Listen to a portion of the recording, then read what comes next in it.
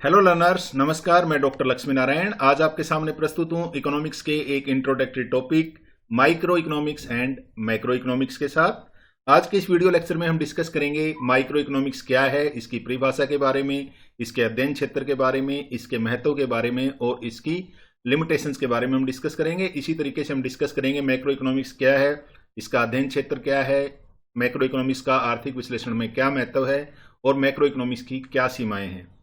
इसके बाद में हम डिस्कस करेंगे कि माइक्रो इकोनॉमिक्स और मैक्रो इकोनॉमिक्स में क्या अंतर है और अंत में हम डिस्कस करेंगे माइक्रो इकोनॉमिक्स और मैक्रो इकोनॉमिक्स क्या एक दूसरे के प्रतिस्पर्धी हैं या एक दूसरे के पूरक हैं। माइक्रो और मैक्रो इकोनॉमिक्स शब्द का जो चलन है वो काफी नया है। अगर हम आर्थिक विश्लेषण के इतिहास को देखें तो सबसे पहले 1933 में नॉर्वे के अर्थशास्त्री रेगनर फ्रीस, जिन्हें पहला नोबेल प्राइज मिला था 1969 में टिनबर्गन के साथ, उन्होंने माइक्रो और मैक्रो शब्द का प्रयोग किया था। यह ध्यान रहे, उन्होंने माइक्रो इकोनॉमिक्स और मैक्रो इकोनॉमिक्स शब्द का प्रयोग नहीं किया था, उन्होंने उसके स्थान पर micro dynamic and macro dynamic शब्दों का प्रयोग किया था।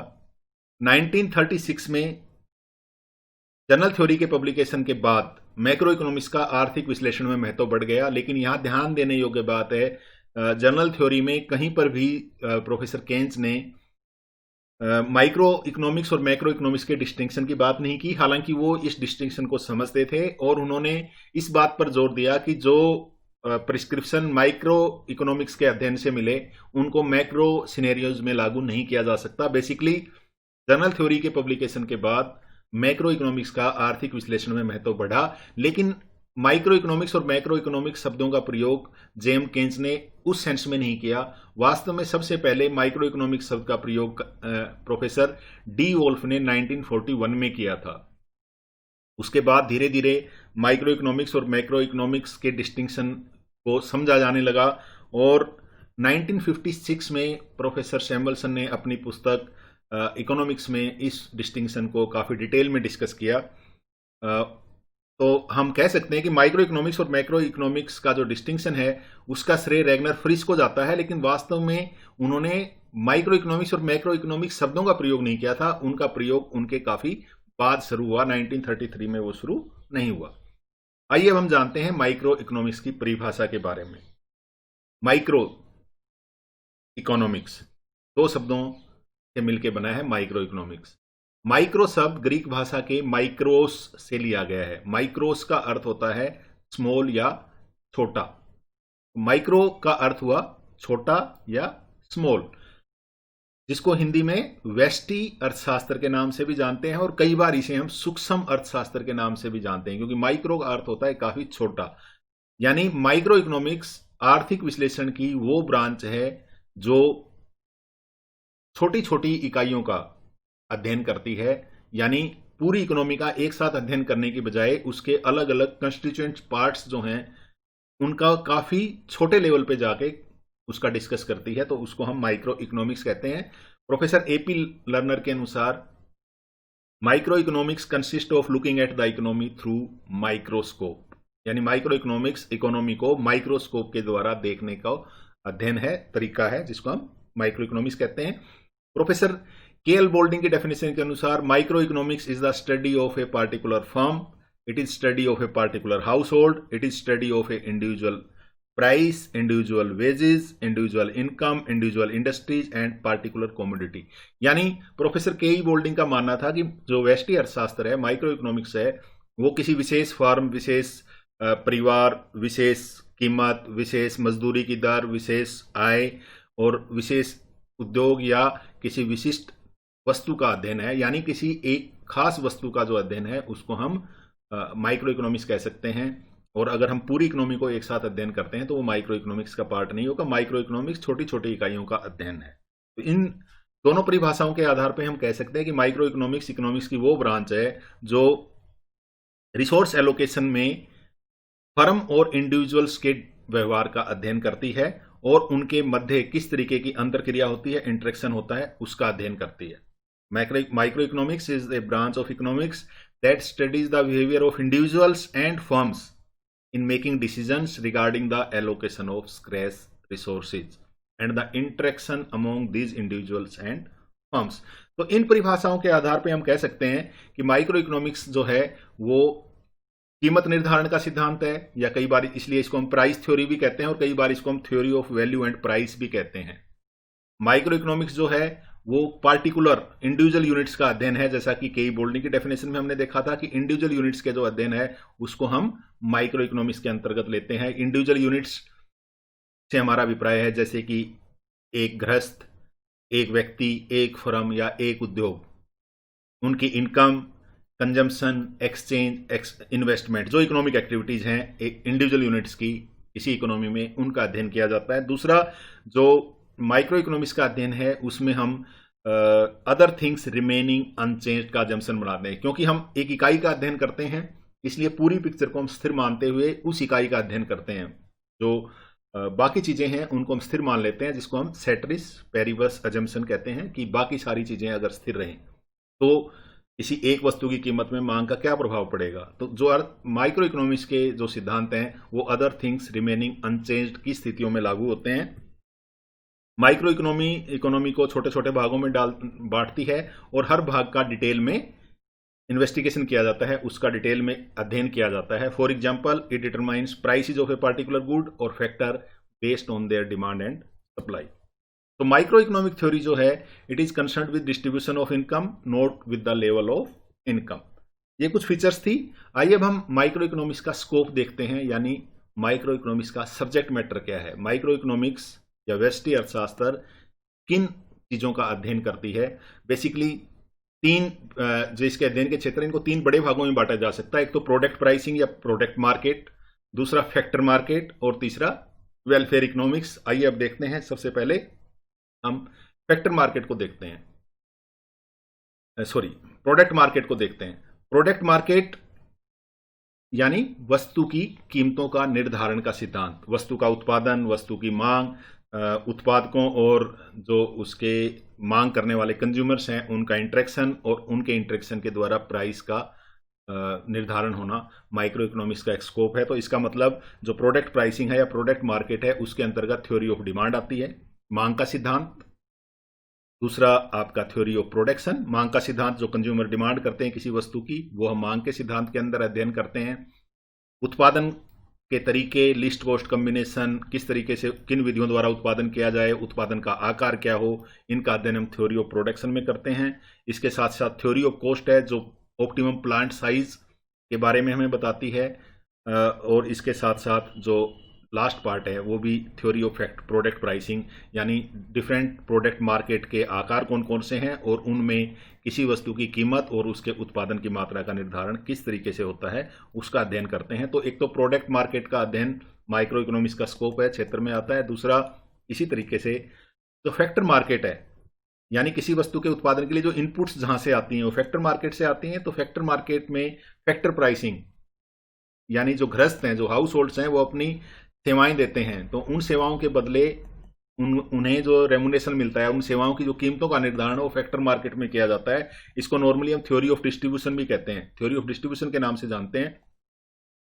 थ्योरी ऑफ डिस्ट्रीब्यूशन में हम डिस्कस करते हैं रेंट के डिटर्मिनेशन को, कि रेंट कैसे डिटरमाइन होगा, वेजेज कैसे डिटरमाइन होंगी, इंटरेस्ट कैसे डिटरमाइन होगा और रेट ऑफ प्रॉफिट किस तरीके से डिटरमाइन होगा। ये फैक्टर मार्केट जो है, फैक्टर प्राइसिंग जिसको हम कहते हैं, ये भी माइक्रो इकोनॉमिक्स का एक महत्वपूर्ण क्षेत्र है। इसके साथ साथ वेलफेयर इकोनॉमिक्स, जिसके अंतर्गत हम जो समाज के कल्याण का अध्ययन करते हैं। ये ध्यान रखना कि यहाँ पूरे समाज के कल्याण की बात करते हैं, लेकिन इसका अध्ययन माइक्रो इकोनॉमिक्स में इसलिए किया जाता है कि माइक्रो इकोनॉमिक्स हमें कंजम्पशन, एक्सचेंज और प्रोडक्शन में जो एफिशिएंसी कंडीशंस हैं उनको बताती है और उनका अध्ययन जो समाज के कुल कल्याण को बढ़ाने में सहायता करते हैं। इसलिए जो वेलफेयर इकोनॉमिक्स है उसका अध्ययन भी हम माइक्रो इकोनॉमिक्स के अंतर्गत करते हैं। तो ये स्कोप ऑफ माइक्रो इकोनॉमिक्स है। माइक्रो इकोनॉमिक्स का अध्ययन क्षेत्र बेसिकली प्रोडक्ट मार्केट या प्रोडक्ट प्राइसिंग, फैक्टर मार्केट या फैक्टर प्राइसिंग और एफिशिएंसी कंडीशंस यानी वेलफेयर इकोनॉमिक्स, इन तीन क्षेत्रों के तहत, तीन क्षेत्र जो हैं ये माइक्रो इकोनॉमिक्स के मेन सब्जेक्ट मैटर हैं।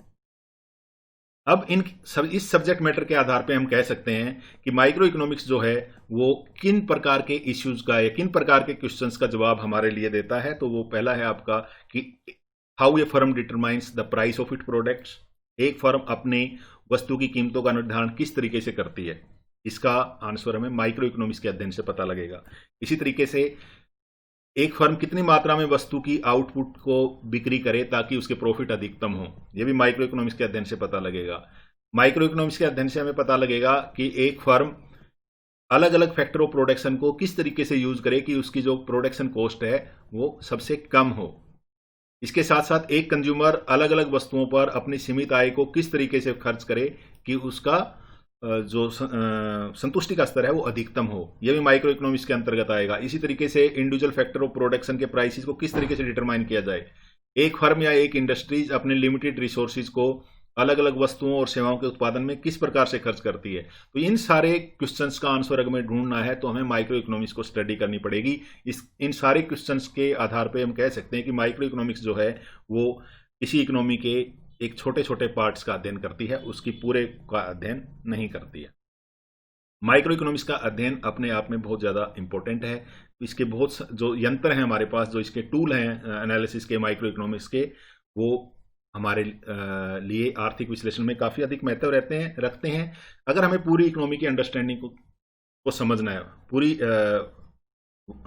इकोनॉमी की वर्किंग को समझना है, तो हमें माइक्रो इकोनॉमिक्स का अध्ययन करना जरूरी है। क्योंकि किसी पूरे का अध्ययन करने के लिए उसके पार्ट्स का अलग अलग अध्ययन करना जरूरी है, जो माइक्रो इकोनॉमिक्स करती है। यानी अगर हमें पूरी इकोनॉमी के कार्यकरण को समझना है कि किस तरीके से पूरी इकोनॉमी काम करती है, तो हमें माइक्रो इकोनॉमिक्स का अध्ययन करना जरूरी हो जाता है। इसी तरीके से माइक्रो इकोनॉमिक्स का जो अध्ययन है वो हमारे लिए जरूरी है अगर हमें आर्थिक नीतियों का निर्माण करना है। यानी सरकार जो आर्थिक नीतियां बनाती है उसके फलस्वरूप उनके क्या प्रभाव पड़ेंगे, या कौन सी आर्थिक नीतियां बनाए जाए जिनका जो इफेक्ट है वो मैक्सिमम होगा, उसका ज्ञान भी हमें माइक्रो इकोनॉमिक्स के अध्ययन से ही होता है। इसी तरीके से जो बिजनेस एग्जीक्यूटिव्स हैं उनको अपने डिसीजन लेने में माइक्रो इकोनॉमिक्स सहायता करती है। माइक्रो इकोनॉमिक्स की स्टडी से बिजनेस एग्जीक्यूटिव ये डिसाइड कर पाते हैं कि उन्हें कितना उत्पादन करना चाहिए, कौन सी वस्तु का उत्पादन करना चाहिए, कारखाने का आकार क्या हो, कितनी मात्रा में वस्तु की बिक्री करें, वस्तु की कीमत क्या होनी चाहिए। ये सारे डिसीजन है एक बिजनेस एग्जीक्यूटिव को करने पड़ते हैं, और माइक्रो इकोनॉमिक्स जो है उसके अध्ययन में हमारी सहायता करती है। इसके बाद आपका माइक्रो इकोनॉमिक्स जो है वो it provide basis of prediction. अगर हमें भविष्यवाणी करनी है तो उसका जो आधार है वो भी माइक्रो इकोनॉमिक्स के टूल्स होंगे। माइक्रो इकोनॉमिक्स को अध्ययन करके हमें डिमांड फोरकास्टिंग करनी है, तो वहाँ माइक्रो इकोनॉमिक डिमांड को जो इफेक्ट करने वाले फैक्टर्स हैं वो कंज्यूमर को किस तरीके से इफेक्ट करते हैं, उनको जानने के लिए हमें माइक्रो इकोनॉमिक्स की स्टडी करनी जरूरी है। इसी तरीके से कोई भी हमें फोरकास्ट करनी है तो वहाँ पर हमें माइक्रो इकोनॉमिक्स टूल की जरूरत पड़ती है, माइक्रो इकोनॉमिक्स के टूल्स की जरूरत महसूस होती है। माइक्रो इकोनॉमिक्स जो है वो रिसोर्सेज के एफिशिएंट एम्प्लॉयमेंट में सहायता करती है। जैसा कि हमने वेलफेयर इकोनॉमिक्स को कहा था, क्योंकि माइक्रो इकोनॉमिक्स का एक सब्जेक्ट मैटर है, और वेलफेयर इकोनॉमिक्स जो है वो प्रोडक्शन, डिस्ट्रीब्यूशन और कंजम्पशन में एफिशिएंसी कंडीशंस को बताती है। तो किस तरीके से रिसोर्सेज का मैक्सिमम यूज किया जा सके, कुशलतम प्रयोग किया जा सके, किस तरीके से कुशलतम उत्पादन किया जाए और किस तरीके से कुशलतम उपभोग किया जाए, ये जो है ये माइक्रो इकोनॉमिक्स के अध्ययन से हमें पता लगता है। इसी तरीके से माइक्रो इकोनॉमिक्स जो है उसके द्वारा हम टैक्सेशन की कुछ प्रॉब्लम को जान सकते हैं। जैसे कि मांग की लोच है, मांग की लोच जो है वो टैक्सेशन में बहुत ज़्यादा इंपॉर्टेंट है। अगर किसी कंट्री की सरकार जो है वो टैक्स लगाना चाहती है किसी वस्तु पे, तो उसकी मांग को लोच को ध्यान में रखती है, और मांग की लोच जो है वो एक माइक्रो इकोनॉमिक कंसेप्ट है। क्योंकि जिन वस्तुओं की मांग बेलोचदार होगी सरकार उन पर कर की मात्रा ज्यादा लगा सकती है, लेकिन जिन वस्तुओं की मांग लोचदार होगी उन पर ज्यादा कर नहीं लगाया जा सकता। तो कर की मांग की लोच क्या होगी ये हमें कहां से पता लगेगा, माइक्रो इकोनॉमी से पता लगेगा। इसी तरीके से अगर हम इंटरनेशनल ट्रेड के बारे में की समस्याओं को जानना चाहते हैं तो हमें माइक्रो इकोनॉमिक्स की समझ होनी जरूरी है। यहाँ पर भी जैसे मांग की लोच है, मांग की लोच दो देशों के मध्य क्या है, उसी के आधार पर यह डिसाइड होगा कि जो व्यापार के लाभ हैं वो दोनों देशों में किस तरीके से बटेंगे। इसका अर्थ ये हुआ कि माइक्रो इकोनॉमिक्स का जो अध्ययन है वो हमारे लिए काफ़ी इंपॉर्टेंट है। अगर हम पूरी इकोनॉमी की वर्किंग को समझना चाहते हैं, रिसोर्सेज को एफिशिएंटली इम्प्लॉय करना चाहते हैं, या ऑप्टिमम टैक्सेशन डिसाइड करना चाहते हैं, या जो इंटरनेशनल ट्रेड के गेन्स को ठीक से जानना चाहते हैं या ठीक से निर्धारण चाहते हैं, तो हमें माइक्रो इकोनॉमिक्स का अध्ययन करना जरूरी है। इसके साथ साथ माइक्रो इकोनॉमिक्स की कुछ लिमिटेशंस भी हैं। आइए अब लिमिटेशंस देख लेते हैं। पहला है फुल एम्प्लॉयमेंट। माइक्रो इकोनॉमिक्स का जो फुल एम्प्लॉयमेंट का अजम्पशन है वो गलत है, क्योंकि इकोनॉमी में कभी भी फुल एम्प्लॉयमेंट की सिचुएशन नहीं होती। फुल एम्प्लॉयमेंट जो है अपने आप में एक अनरियलिस्टिक अजम्पशन है। इसी तरीके से जो परफेक्ट कंपटीशन है वो भी एक अजम्पशन जो माइक्रो इकोनॉमिक्स का अध्ययन करता है वो भी अनरियलिस्टिक है। इसके बाद माइक्रो इकोनॉमिक्स का जो अध्ययन है वो लेजिस फेयर के एजम्पशन पे आधारित है। वास्तव में लेजिस फेयर का अर्थ है कि सरकार का हस्तक्षेप नहीं होगा, लेकिन वास्तव में 1930 का जो क्राइसिस था, आर्थिक संकट था, उसके बाद हर देश की सरकार देश में आर्थिक गतिविधियों को रेगुलेट करती है। तो इसलिए ये मान लेना कि सरकार का हस्तक्षेप नहीं होगा, वो माइक्रो इकोनॉमिक्स के अध्ययन को अनरियल बनाता है, अवास्तविक बनाता है। इसके साथ साथ फॉल्सी ऑफ कंपोजिशन, इसका अर्थ ये हुआ कि कुछ चीजें जो व्यक्तियों के लिए सही हैं, हम कहते हैं माइक्रो इकोनॉमिक्स के हिसाब से कि बचत जो है एक व्यक्ति के लिए अच्छी है, लेकिन वो जरूरी नहीं पूरी इकोनॉमी के लिए भी अच्छी हो। या हम कहते हैं कि अगर हमें रोजगार की दर बढ़ानी है या बेरोजगारी कम करनी है तो मजदूरी की दर को कम कर दिया जाए, लेकिन ये माइक्रो इकोनॉमिक एस्पेक्ट में तो सही है, लेकिन अगर सारे कंट्री में मजदूरी की दर कम हो जाएगी तो उसके कारण इफेक्टिव मांग गिर जाएगी। तो माइक्रो इकोनॉमिक्स के जो एजम्पशंस हैं वो सब सिचुएशन में पूरी इकोनॉमी पर लागू नहीं हो सकते, जिसको हम फॉल्सी ऑफ कंपोजिशन कह सकते हैं। इसके साथ साथ माइक्रो इकोनॉमिक्स क्योंकि एक पार्ट का अध्ययन करती है, एक फ्रैक्शन का अध्ययन करती है, और जो पूरा पार्ट है उसको इग्नोर करती है, उसको तो वो स्थिर मान लेती है, दिया हुआ मान लेती है। तो इसके आधार पर जो पिक्चर हमारे सामने इकोनॉमिक सिस्टम की प्रेजेंट होती है वो अनरियल होती है, वो अवास्तविक होती है। तो ये कुछ लिमिटेशन है माइक्रो इकोनॉमिक्स की। ये था माइक्रो इकोनॉमिक्स। आइए अब मैक्रो इकोनॉमिक्स की तरफ देखते हैं, डेफिनेशन देखते हैं। मैक्रो इकोनॉमिक्स की डेफिनेशन क्या है? जैसा कि हमने वहां डिस्कस किया था कि मैक्रो इकोनॉमिक्स दो शब्दों से मिलकर बना है, मैक्रो प्लस इकोनॉमिक्स, जहां पे मैक्रोज का अर्थ होता है लार्ज या बड़ा। तो मैक्रो इकोनॉमिक्स जो है वो बड़े का अध्ययन है या पूरी अर्थव्यवस्था का अध्ययन है या एग्रीगेट्स का अध्ययन है। इसलिए मैक्रो इकोनॉमिक्स जो है उसको हम समष्टि अर्थशास्त्र कहते हैं, समस्त का अध्ययन है ये, या ऐसे समूहों का अध्ययन है जो काफी बड़े हैं। प्रोफेसर के ई बोल्डिंग की डेफिनेशन से हम डिस्टिंक्शन को भी देख पाएंगे और समझ पाएंगे कि मैक्रो इकोनॉमिक्स क्या है। प्रोफेसर बोल्डिंग के अनुसार मैक्रो इकोनॉमिक्स व्यक्तिगत मात्राओं का अध्ययन नहीं करती है, जबकि इन मात्राओं के समूहों का अध्ययन करती है। It doesn't deal with individual income, ये व्यक्तिगत आय का अध्ययन नहीं करती, जबकि राष्ट्रीय आय का अध्ययन करती है। ये व्यक्तिगत कीमतों का अध्ययन नहीं करती, पूरे कीमत स्तर का अध्ययन करती है। ये इंडिविजुअल आउटपुट का अध्ययन नहीं करती, जबकि पूरे नेशन की जो आउटपुट है उसका अध्ययन करती है, या पूरे राष्ट्रीय उत्पादन का अध्ययन करती है। किसी एक फर्म के उत्पादन या किसी एक व्यक्ति के उत्पादन का अध्ययन नहीं करती है। तो प्रोफेसर के ई बोल्डिंग के अनुसार इकोनॉमिक्स जो है इट स्टडी द एग्रीगेट्स, जैसे हर सब व्यक्तियों की इनकम जुड़ के नेशनल इनकम बनती है, तो जो एग्रीगेट इनकम है उसका अध्ययन जो है माइक्रो इकोनॉमिक्स में किया जाता है। मैक्रो इकोनॉमिक्स जो है वो एग्रीगेट्स का अध्ययन है।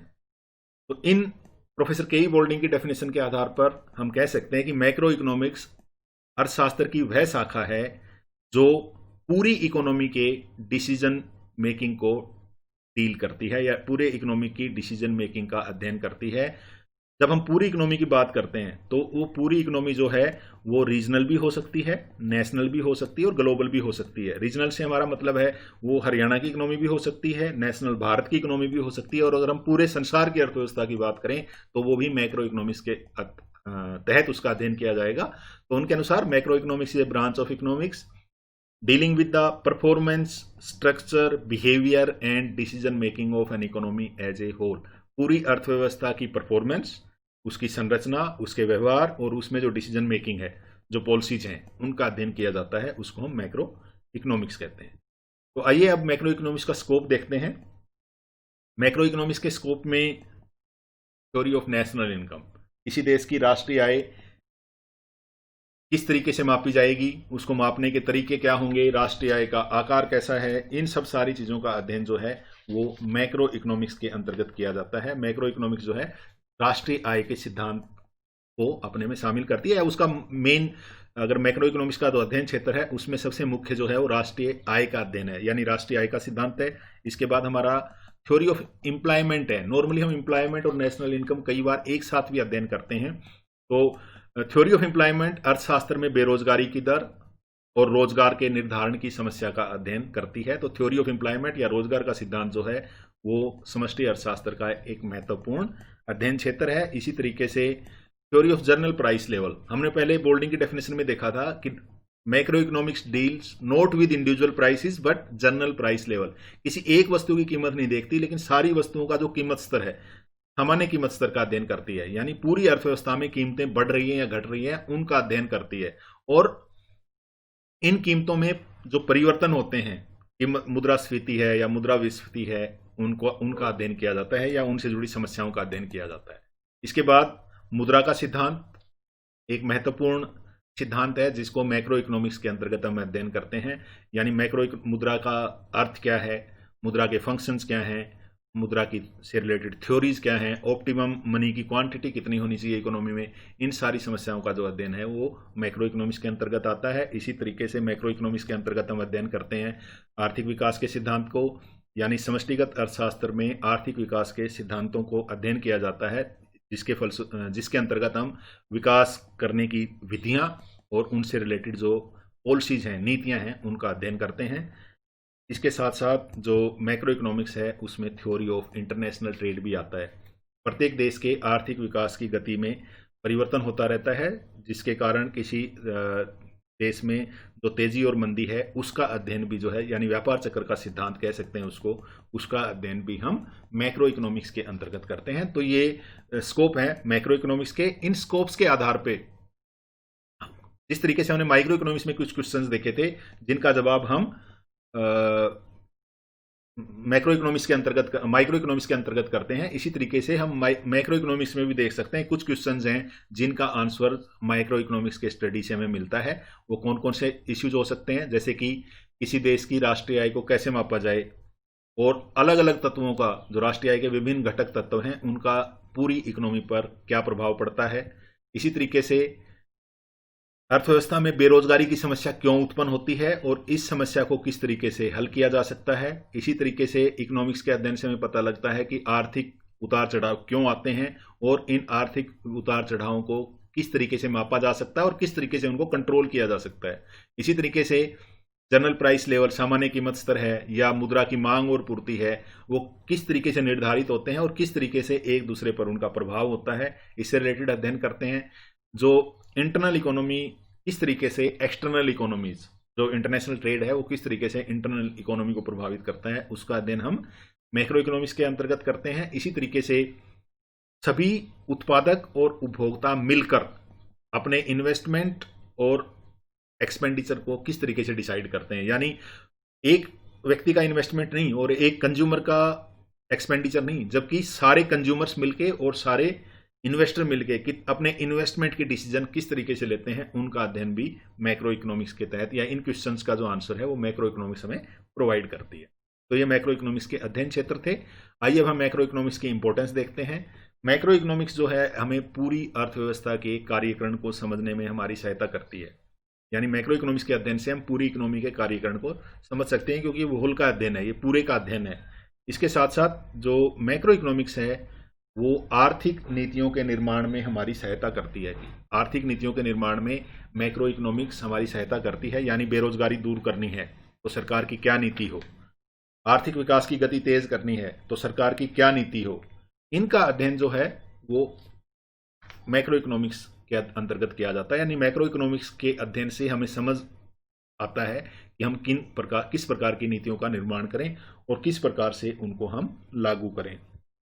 इसी तरीके से जो इकोनॉमिक फ्लैक्चुएशंस हैं, उतार चढ़ाव हैं अर्थव्यवस्था में, उनको किस तरीके से कंट्रोल किया जाए, क्योंकि जो इकोनॉमिक ट्रेड साइकिल्स या इकोनॉमिक फ्लैक्चुएशंस हैं वो इकोनॉमी को काफी अधिक इफेक्ट करते हैं। वो मैक्रो इकोनॉमिक्स की जो माइक्रो इकोनॉमिक्स की यूनिट्स हैं उनको भी प्रभावित करते हैं।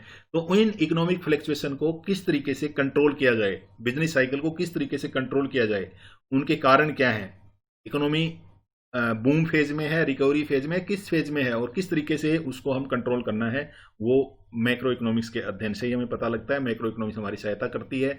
किसी देश की अगर हमें राष्ट्रीय आय का अध्ययन करना है और राष्ट्रीय आय को विकसित करना है तो मैक्रो इकोनॉमिक्स इसमें हमारी सहायता करती है, इस समझ में हमारी सहायता करती है। इसी तरीके से आर्थिक विकास है और इसी तरीके से इन्फ्लेशन और डिफ्लेशन है, उनके अध्ययन में भी जो मैक्रो इकोनॉमिक्स है वो हमारी। आइए अब हम मैक्रो इकोनॉमिक्स की कुछ लिमिटेशंस को डिस्कस करते हैं। सबसे पहली जो लिमिटेशन है मैक्रो इकोनॉमिक्स की, that is too much generalization. जैसे कि हम राष्ट्रीय उत्पादन की बात करते हैं तो राष्ट्रीय उत्पादन किन चीजों से मिलकर बना हुआ है, वो हो सकता है उसमें जो युद्ध का सामान ज्यादा बन रहा हो उसके कारण राष्ट्रीय उत्पादन बढ़ रहा हो, तो किन चीजों से मिलकर बना है ये हमारे लिए इंपॉर्टेंट है। लेकिन जब हम जनरलाइजेशन करते हैं तो उसके कंपोजिशन को हम ध्यान में नहीं रख पाते हैं। इसी तरीके से जो एग्रीगेट्स हैं उनको एज ए होमोजीनियस हम ट्रीट करते हैं। जब हम कहते हैं कि कुल निवेश, तो कुल निवेश को हम एक निवेश की तरह ट्रीट करते हैं, चाहे वो छोटे निवेशकों के द्वारा हो, चाहे वो फर्मों के द्वारा हो। तो निवेश जो है उसको हम as a homogeneous quantity deal करते हैं, जबकि वास्तव में वो हिट्रोजीनियस होता है। इसी तरीके से कई बार जब हम चीज़ों को एग्रीगेट करते हैं, क्योंकि मैक्रो इकोनॉमी समूह का अध्ययन है, और कई बार जब हम समूह बनाते हैं तो वो काफ़ी मुश्किल भी होता है और मिसलीडिंग भी हो सकता है। जैसे कि 4 सेब और 6 केले कितने हुए, ये अगर हमें जोड़ना हो, इनको एग्रीगेट करना हो, तो काफ़ी मुश्किल है। और उसको करने के जो हम तरीके अपनाते हैं उनको जोड़ने के, वो हो सकता है कई बार हमें मिसलीडिंग रिजल्ट्स दें। इसी के साथ साथ जो रेफरेंस इन्फ्रेंसेस हम ड्राइव करते हैं, जो इंडिविजुअल इन्फ्रेंसेस को जब हम कलेक्टिव सिनेरियो में लागू करते हैं, तो उसके कारण जो फाल्सी ऑफ कंपोजिशन जिसको हम कहते हैं, तो उसके कारण जो रिजल्ट्स आते हैं वो खराब अच्छे नहीं हो सकते। जैसे कि हम बचत को एक अच्छाई मानते हैं, व्यक्तिगत अच्छाई मानते हैं, लेकिन जब पूरी इकोनॉमी में बचत बढ़ जाएगी तो वो पूरी इकोनॉमी के लिए खराब है, क्योंकि उसके कारण इफेक्टिव डिमांड घट जाएगी। तो फॉल्सी ऑफ इंडक्टिव इन्फ्लुएंसेस इसकी एक लिमिट है। इसके साथ साथ जो मैक्रो इकोनॉमिक्स है वो पूरे सिनेरियो का तो अध्ययन करता है, लेकिन इंडिविजुअल यूनिट्स का अध्ययन नहीं करता। तो उसके कारण it neglect individual units, individual consumers. अगर हमें पूरी इकोनॉमी को अध्ययन करना है तो हमें सारे उसके पार्ट्स को भी जानना जरूरी है। इसी के साथ साथ जो एग्रीगेशन के इम्पैक्ट होते हैं वो कई बार अलग अलग हो सकते हैं। जैसे कि जनरल प्राइस लेवल बढ़ रहा है तो सब लोगों पे उसके बुरे प्रभाव पड़े, ऐसा जरूरी नहीं है। हो सकता है समाज का एक वर्ग पर उसका अच्छा प्रभाव पड़े, जिन्होंने शेयर मार्केट में इन्वेस्ट किया है। हो सकता है जनरल प्राइस लेवल में इंक्रीज होने के कारण उनका वेल्थ बढ़ जाए, और कुछ लोगों का वेल्थ उसके कारण इरोड हो सकता है। फिक्स्ड इनकम ग्रुप वाले लोगों का जो इनकम लेवल है या लेवल ऑफ लिविंग है वो इरोड हो सकता है। तो एग्रीगेशन के जो इम्पैक्ट होते हैं वो अलग अलग हो सकते हैं। तो ये कुछ लिमिटेशंस थी जो मैक्रो इकोनॉमिक के यूजेज को कम करती हैं, या उसके यूज करते समय हमें उनमें सावधानी बरतनी चाहिए। आइए हम डिस्टिंक्शन देखते हैं माइक्रो इकोनॉमिक्स और मैक्रो इकोनॉमिक्स के मध्य। जैसा कि हमने देखा था, माइक्रो इकोनॉमिक्स व्यक्तिगत इकाइयों का अध्ययन करती है, इसके विपरीत मैक्रो इकोनॉमिक्स जो है वो पूरी अर्थव्यवस्था का एक साथ अध्ययन करती है। माइक्रो इकोनॉमिक्स जो है इंडिविजुअल फर्म और इंडिविजुअल हाउस होल्ड के बाजार पर पड़ने वाले प्रभावों को देखती है। पर्टिकुलर मार्केट जो है, उस गुड की जो मार्केट है उस पर पड़ने वाले प्रभावों को देखती है, जबकि जो मैक्रो इकोनॉमिक्स है वो एग्रीगेट इकोनॉमिक एजेंट्स का एग्रीगेट इकोनॉमिक मार्केट्स पर इफेक्ट देखती है। अगर कंजम्पशन एक्सपेंडिचर बढ़ रहा है तो पूरी इनकम पर उसका क्या प्रभाव पड़ेगा, उसका अध्ययन किया जाता है मैक्रो इकोनॉमिक्स के अंतर्गत। इसी के साथ साथ मैक्रो इकोनॉमिक्स जो है वो इक्विलिब्रियम के सिद्धांत को काम करती है, यानी हमेशा माइक्रो इकोनॉमिक्स जो है उसमें ये हम मान के चलते हैं, इस प्रिंसिपल पर काम करती है कि मार्केट हमेशा संतुलन में रहना चाहती हैं, या वो संतुलन पर पहुंचने की कोशिश करती रहती हैं हर समय। इसके विपरीत जो मैक्रो इकोनॉमिक एनालिसिस है उसमें जो मार्केट्स हैं वो स्टेट ऑफ डिसइक्विलिब्रियम में काफी लंबे समय तक रह सकती हैं। माइक्रो इकोनॉमिक्स में भी डिसइक्विलिब्रियम हो सकता है, लेकिन वो सेल्फ करेक्टिंग होगा। इसके विपरीत जो मैक्रो इकोनॉमिक्स में जो डिसइक्विलिब्रियम है वो काफी लंबे समय तक रह सकता है, और हो सकता है वो करेक्ट भी ना हो। माइक्रो इकोनॉमिक्स के अध्ययन में प्राइस जो है वो हमारा एक बेसिक पैरामीटर है, इसलिए माइक्रो इकोनॉमिक्स को कई बार हम प्राइस थ्योरी भी कहते हैं, थ्योरी ऑफ प्राइसेस भी कहते हैं, theory of value and price भी कहते हैं।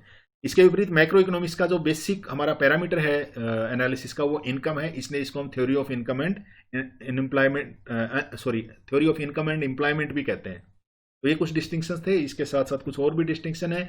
माइक्रो इकोनॉमिक्स किसी पार्टिकुलर वस्तु के प्राइस डिटर्मिनेशन को या उसकी प्राइसिंग को डिस्कस करता है किसी इंडस्ट्री में। इसके विपरीत मैक्रो इकोनॉमिक्स जो है वो जनरल प्राइस लेवल को डिस्कस करता है। माइक्रो इकोनॉमिक्स जो है वो इंपॉर्टेंट है इंडिविजुअल डिसीजन मेकिंग के लिए, रिसोर्स यूटिलाइजेशन है, पब्लिक फाइनेंस है, या फॉर टेकिंग बिजनेस डिसीजंस। एक बिजनेस एग्जीक्यूटिव को ये डिसाइड करना कि वो वस्तु का कितना उत्पादन करे, किस तरीके से उत्पादन करे ताकि उसके प्रॉफिट मैक्सिमम हो, वो डिसाइड कर सकता है। तो इसके आंसर जो है माइक्रो इकोनॉमिक्स के अध्ययन से मिलते हैं। इसके विपरीत मैक्रो इकोनॉमिक्स जो है वो पूरे देश की के लिए जो नीतियां हैं क्या हो उनका अध्ययन करते हैं, कि जो हमारी मॉनेटरी पॉलिसी क्या हो ताकि कंट्री की जो जीडीपी ग्रोथ है वो तेजी से बढ़ जाए। तो पूरी इकोनॉमी के लिए जो इकोनॉमिक पॉलिसीज हैं वो मैक्रो इकोनॉमिक के क्षेत्र में आती हैं। इसके साथ साथ माइक्रो इकोनॉमिक्स अर्थव्यवस्था को नीचे से देखती है, बॉटम अप व्यू है लेती है। इसके विपरीत मैक्रो इकोनॉमिक्स इकोनॉमी की टॉप डाउन व्यू लेती है। इसके साथ साथ जो मेथड ऑफ एनालिसिस है वो माइक्रो इकोनॉमिक्स में पार्शियल इक्विलिब्रियम एनालिसिस होता है। उसका कारण यह है कि माइक्रो इकोनॉमिक्स में हम कुछ चीजों को स्थिर मानते हैं, अदर थिंग्स रिमेनिंग सेम। उसके कारण जो एनालिसिस हो सकता है वो ज्यादा से ज्यादा आंशिक equilibrium analysis, partial equilibrium analysis हो सकता है, आंशिक संतुलन विश्लेषण हो सकता है। इसके विपरीत मैक्रो इकोनॉमिक्स में जनरल इक्विलिब्रियम एनालिसिस या सामान्य संतुलन विश्लेषण किया जा सकता है, क्योंकि उसमें इस तरीके के अजम्पशंस हम नहीं करते हैं। अब आते हैं माइक्रो इकोनॉमिक्स और मैक्रो इकोनॉमिक्स की इंटरडिपेंडेंस, अंतर्निर्भरता के कारण।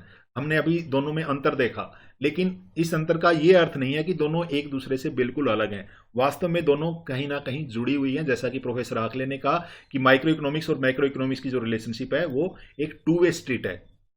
टू वे स्ट्रीट से हमारा क्या मतलब है कि जब माइक्रो इकोनॉमिक थ्योरी जो हैं वो मैक्रो इकोनॉमिक थ्योरीज का आधार बनते हैं, इसी तरीके से जो मैक्रो इकोनॉमिक्स की जो अंडरस्टैंडिंग है हमारी, वो माइक्रो इकोनॉमिक हमारी अंडरस्टैंडिंग को बढ़ाने में सहायता कर सकती है। तो प्रोफेसर आखले के अनुसार दोनों जो हैं एक दूसरे के प्रतिस्पर्धी नहीं है, जबकि वो एक दूसरे पर निर्भर करते हैं।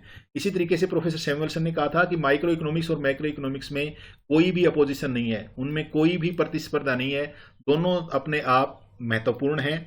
अगर आप एक का अध्ययन करते हैं और दूसरे का अध्ययन नहीं करते हैं तो आप आधे भी एजुकेट नहीं होंगे, आधे से भी कम एजुकेट होंगे इकोनॉमिक्स के फील्ड में।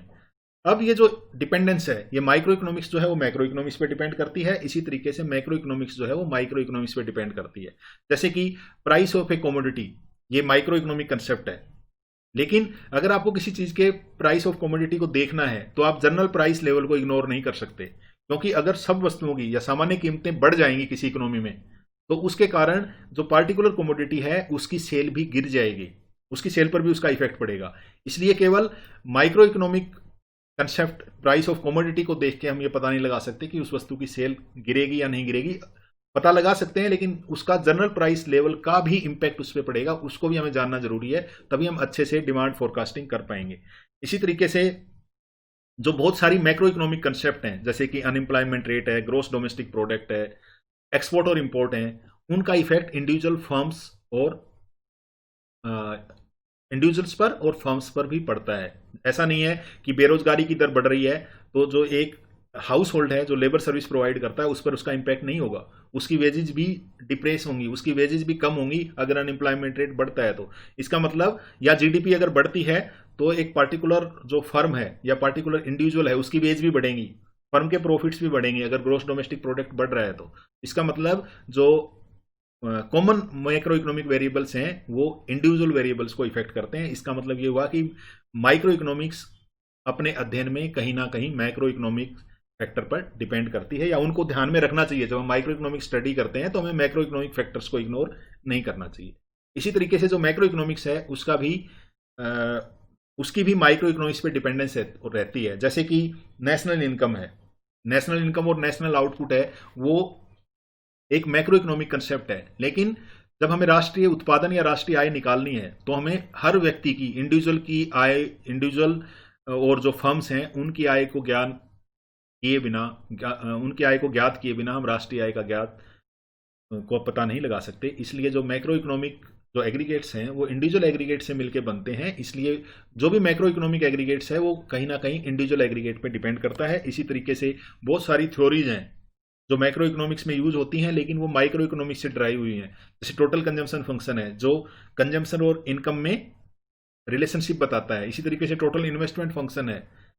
ये जो बिहेवियर है इंडिविजुअल कंज्यूमर और इंडिविजुअल फर्म्स के बिहेवियर के आधार पे बने हुए हैं। तो जो मैक्रो इकोनॉमिक थ्योरीज हैं वो बहुत बार हम जो हैं वो माइक्रो इकोनॉमिक थ्योरीज से ड्राइव करते हैं, इसलिए जो मैक्रो इकोनॉमिक्स है वो भी अपने अध्ययन में माइक्रो इकोनॉमिक पर डिपेंड रहती है। तो इसलिए दोनों अर्थशास्त्रों का हमें ज्ञात होना जरूरी है, दोनों ब्रांचेज को हमारा समझना होना जरूरी है।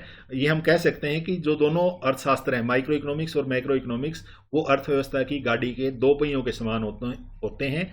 दोनों में से एक के न होने पर वो गाड़ी नहीं चल सकती। इसी प्रकार अर्थव्यवस्था को सुचारू रूप से समझने के लिए और चलाने के लिए हम दोनों को समझना हमारे लिए जरूरी है, और दोनों अर्थशास्त्र जो हैं वो एक दूसरे के पूरक हैं, प्रतियोगी नहीं है। तो आज के इस वीडियो लेक्चर में हमने देखा माइक्रो इकोनॉमिक्स और मैक्रो इकोनॉमिक्स का डिस्टिंक्शन क्या है, उनकी मीनिंग, नेचर एंड स्कोप क्या है। इसके साथ साथ मैक्रो इकोनॉमिक्स के भी मीनिंग, नेचर एंड स्कोप देखे, दोनों के हमने डिफरेंस देखे और दोनों की हमने इंटरडिपेंडेंसी देखी। ये कुछ इंपॉर्टेंट क्वेश्चन बनते हैं। इसके साथ आपसे छोटे क्वेश्चन पूछे जा सकते हैं। What is subject area of micro economics, इसी तरीके से what is subject area of macro economics, ये भी पूछा जा सकता है, इसका आंसर भी देखा जा सकता है। और आप फर्दर जो हैं इन बुक्स को रेफर कर सकते हैं और इनसे आप इन क्वेश्चंस को जो हमने बताए उनको देख सकते हैं और आगे अपनी जो नॉलेज है उसको बढ़ा सकते हैं। ये कुछ रेफरेंसेज हैं जिनको आप रेफर कर सकते हैं। इसके साथ ही आज का ये वीडियो लेक्चर यहीं पर समाप्त होता है।